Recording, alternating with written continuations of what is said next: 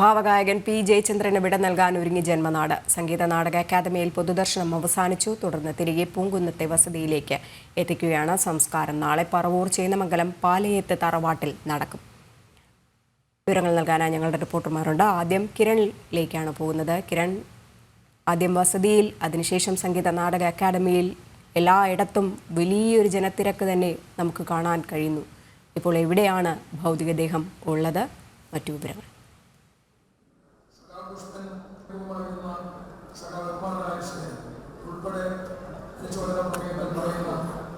അല്പസമയം മുമ്പാണ് അദ്ദേഹത്തിൻ്റെ ഭൗതികദേഹം സാഹിത്യ അക്കാദമി ഹാളിൽ നിന്ന് അദ്ദേഹത്തിൻ്റെ പൂങ്കുന്നത്തെ വീട്ടിലേക്ക് കൊണ്ടുപോയിരിക്കുന്നത്. ഇനി നാളെ വരെ അവിടെയായിരിക്കും പൊതുദർശനം ഉണ്ടാവുക. നാളെ രാവിലെ ആയിരിക്കും പൂങ്കുന്നത്തെ വീട്ടിൽ നിന്നും അദ്ദേഹത്തിൻ്റെ ഭൗതികദേഹം എറണാകുളത്തേക്ക് എത്തിക്കുക. കൊച്ചിയിൽ പറവൂരിൽ അദ്ദേഹത്തിൻ്റെ കുടുംബ വീടായിട്ടുള്ള പാലയം തറവാട്ടിലായിരിക്കും നാളെ രാവിലെ മുതൽ പൊതുദർശനം ഉണ്ടാവുക.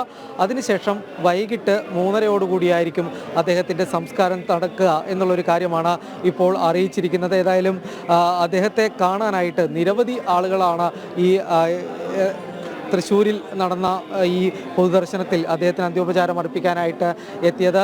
ഈ സാംസ്കാരിക, സിനിമ, രാഷ്ട്രീയ മേഖലയിൽ നിന്നല്ല അടക്കം നിരവധി ആളുകൾ അദ്ദേഹത്തിന് അന്ത്യോപചാരം അർപ്പിക്കാനായിട്ട് ഇവിടെ എത്തിയിരുന്നു. മന്ത്രിമാരായിട്ടുള്ള AK ശശീന്ദ്രൻ, R ബിന്ദു, ഒപ്പം തന്നെ K രാജൻ അടക്കമുള്ള മന്ത്രിമാരും അദ്ദേഹത്തെ കാണുകയും അദ്ദേഹത്തിന് അന്ത്യോപചാരം അർപ്പിക്കുകയും ചെയ്തിരുന്നു. മാത്രമല്ല, സിനിമാ മേഖലയിൽ നിന്ന് നിരവധി ആളുകളാണ് അദ്ദേഹത്തിന് അന്ത്യോപചാരം അർപ്പിക്കാനായിട്ട് എത്തിയിരുന്നത്. അദ്ദേഹത്തിൻ്റെ സമകാലികരും ഒപ്പം തന്നെ പുതുതലമുറയിലെ പെട്ടതായിട്ട് അടക്കമുള്ള സിനിമാ മേഖലയിലുള്ള ആളുകൾ എത്തിയിരുന്നു.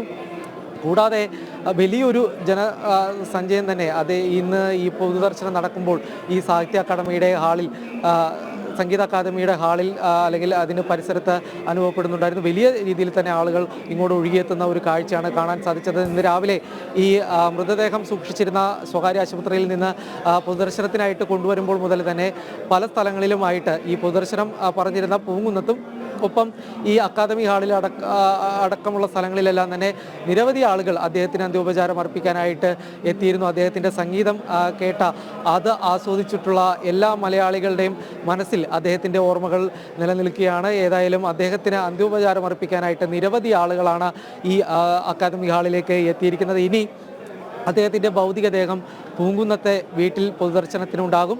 അവിടെ എത്തിയും അന്ത്യോപചാരം അർപ്പിക്കാൻ സാധിക്കും. അതിനുശേഷം നാളെ രാവിലെയോടുകൂടിയായിരിക്കും കൊച്ചിയിലേക്ക് ഭൗതികദേഹം കൊണ്ടുപോവുക.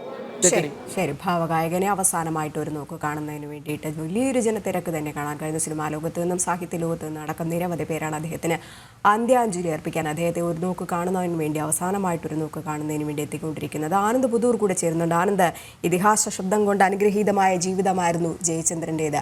മലയാളികളുടെ പ്രണയവും വിരഹവും എല്ലാം തന്നെ ഒപ്പിയെടുത്ത് പാട്ടിലൂടെ കാണിച്ചു കൊടുത്ത ഒരു ഗായകൻ. അദ്ദേഹത്തെ എങ്ങനെ നോക്കുന്നു, അദ്ദേഹത്തെ എങ്ങനെ അനുസ്മരിക്കുന്നു കേരളം, ഒപ്പം അഭിനയ ലോകവും? എന്തായാലും അല്പസമയം മുമ്പാണ് തൃശ്ശൂർ സംഗീത നാടക അക്കാദമിയിൽ അദ്ദേഹത്തിന്റെ ഭൗതിക ശരീരത്തിന്റെ പൊതുദർശനം അവസാനിച്ചത്.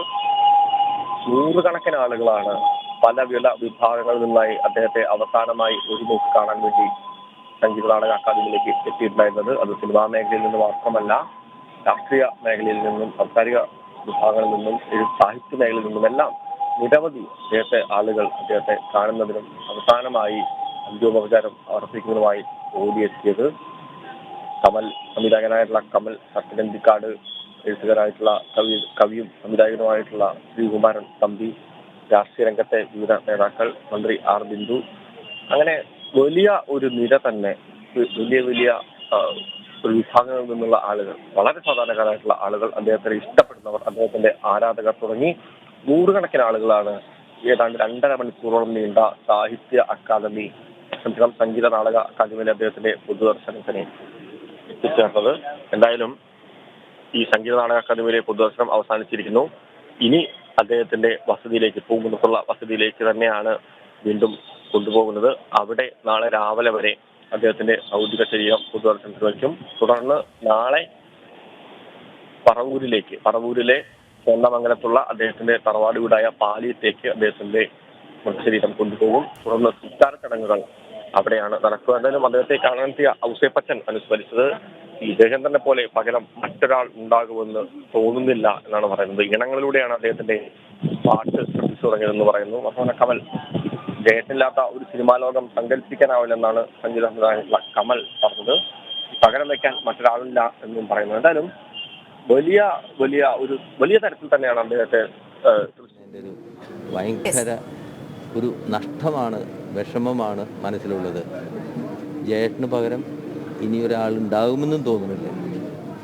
അത്രയ്ക്കും ഞാൻ എൻ്റെ ചെറുപ്പത്തിലൊക്കെ പാട്ടുകൾ കേൾക്കുന്നത് ആദ്യം ഈണങ്ങളിലൂടെയാണ്.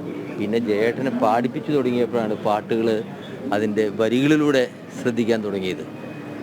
അതായിരുന്നു ജയേട്ടൻ ഭാഷയ്ക്ക് കൊടുത്ത ഏറ്റവും വലിയ ഒരു സമ്പത്ത്. അത് നമുക്ക് നഷ്ടമായി. അതിലെല്ലാവരും നമ്മൾ മൊത്തം മലയാളികൾ ആ സങ്കടത്തിലാണ്. ജയേട്ടൻ്റെ ആത്മാവിന് എല്ലാ ശാന്തിയും നേരുന്നു.